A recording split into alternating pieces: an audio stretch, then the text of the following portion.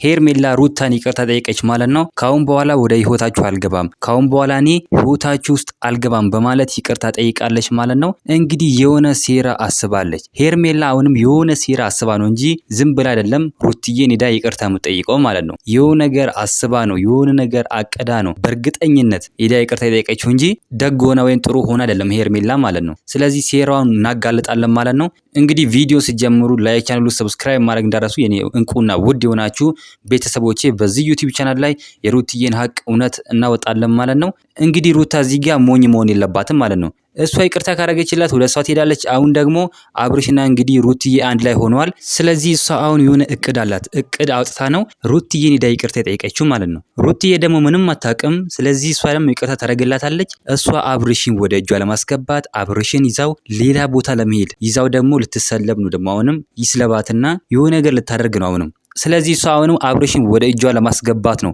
እየጣረች ያለችው ማለት ነው ሄርሜላ።